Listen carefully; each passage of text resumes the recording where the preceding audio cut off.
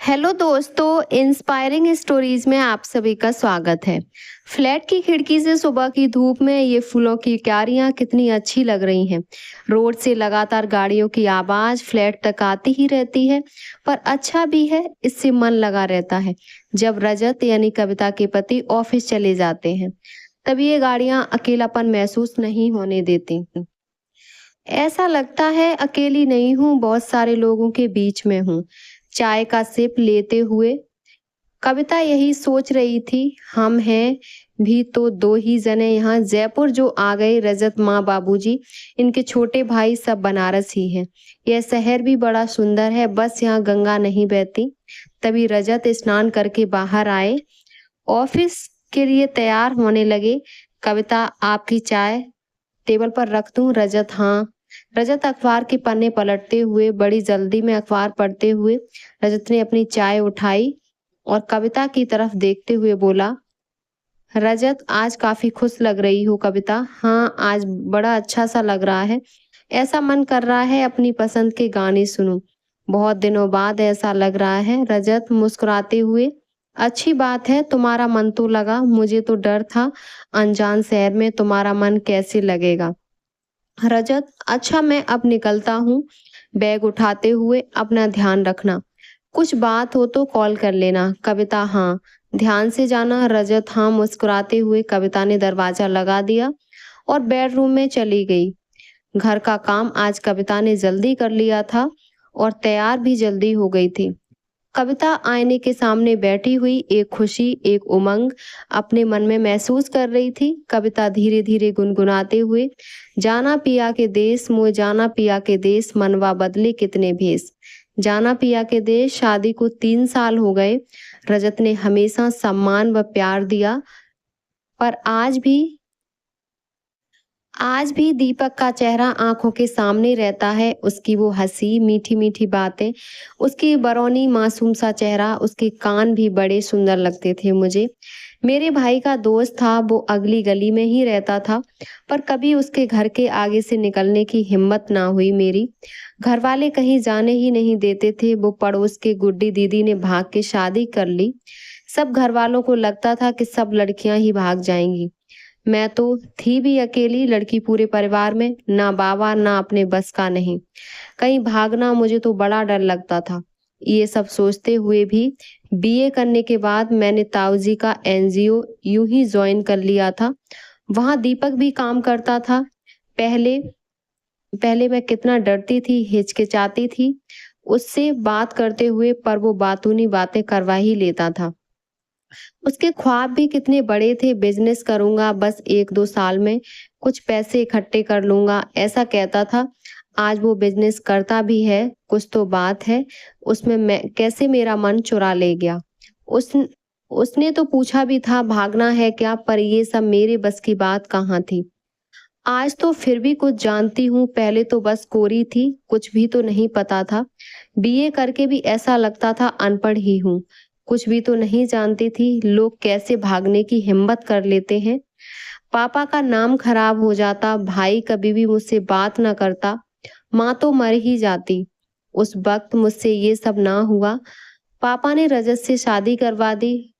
कहा, जानता हूँ इस परिवार को अच्छा घर है, लड़का भी अच्छा है और तू खुश रहेगी। रजत सच में अच्छे इंसान है, मैंने भी उन्हें अपना ही लिया, पर कहीं ना कहीं एक अधूरापन, एक टीस थी। अगर मैं दीपक के साथ होती तो उस वक्त हिम्मत कर लेती, तो क्या जिंदगी कुछ और ही होती। दीपक ने भी तो शादी के बाद बात करना बंद कर दिया था, बहुत कम ही बात करता है। सामने आ भी जाए तो बस हाँ हूं ही करता है।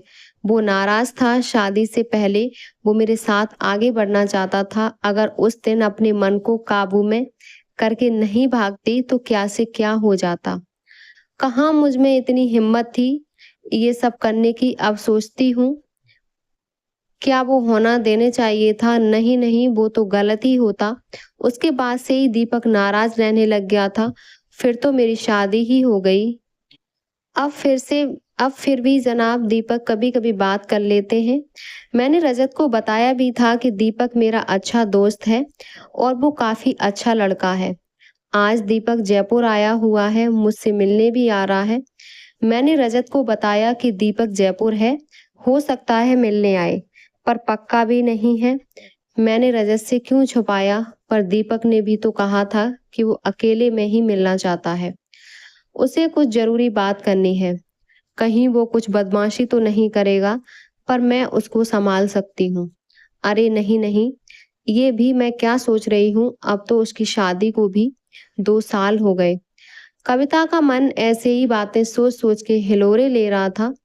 तभी घंटी बजी। कविता भागती सी दरवाजे पे गई, दरवाजा खोला, समझ कर बोली, आओ। दीपक कैसे हो? दीपक हल्का सा मुस्कुराते हुए, ठीक हूँ। कविता तुम कैसी हो? कविता बैठो, पानी लाती हूँ, चाय पियोगे ना? दीपक चाय नहीं, मैं जल्दी निकलूंगा। कविता क्या, अभी तो आए हो, अभी से जाने की बातें। बैठो दीपक, पर चाय नहीं, सिर्फ पानी। कविता ठीक है। दीपक का चेहरा मुरझाया सा था, उदासी परेशानी चेहरे पर थी। कविता दीपक को देखते हुए नजर भी तो नहीं मिला रहा था, कभी घर को देख रहा और कभी फर्श को। कविता क्या हुआ, थके से लग रहे हो? दीपक नहीं, सब ठीक है। और सब कैसे हैं रजत जी और सब घर में? कविता सब बढ़िया है, तुम सुनाओ। राधा जो दीपक की पत्नी कैसी है, और अंकल आंटी? दीपक सब बढ़िया है। कविता पानी का गिलास पकड़ाते हुए और दीपक से आंखें मिलाते हुए, कविता तुमने तो भुला ही दिया। दीपक दीपक नहीं, ऐसी बात नहीं। कविता बीच में ही बात काटते हुए, कभी बात नहीं की, कितने फोन मिलाए, मैंने सामने भी आ जाते तो बस इग्नोर करके निकल जाते। मैंने बताया था ना तुम्हें, ये भागना वागना मेरे बस का नहीं। तुम थे कि गुस्सा पकड़ के बैठे थे। अगर शादी नहीं हुई तो क्या, दोस्ती का रिश्ता भी नहीं रख। अरे शादी नहीं हुई तो क्या दोस्ती का रिश्ता भी नहीं रख सकते थे? दीपक चौंकते हुए, तुम इतनी बेबाक कब से हो गई? कविता संभलते हुए मुस्कुराने लगी, हाँ नहीं तो क्या, पहले मन की बात नहीं कह पाती थी, पर अब कह तो देती हूँ, अच्छा लगे या बुरा कोई परवाह नहीं। दीपक अच्छी बात है कविता, मैं तुम्हें कभी नहीं भुला पाई। दीपक तुम्हारा चेहरा बातें हरदम मेरे साथ रहती हैं, जब भी अकेली होती हूँ तुम मेरे साथ होते हो। ऐसा प्यार तो मेरा रजत के लिए भी नहीं है, वो इतने अच्छे इंसान हैं। क्या मैंने उनके और अपने साथ गलत किया? क्या मैं तुम्हारे साथ भाग जाती तो सही होता? दीपक टोकते हुए, रुको रुको कविता, मेरी बात सुनो। कविता हाँ दीपक, तुम्हारा प्यार सच्चा है। कविता मैं जानता हूँ, इन 3 सालों में भी मैं वो देख पा रहा था, और वो भी मुझे डरा भी रहा था।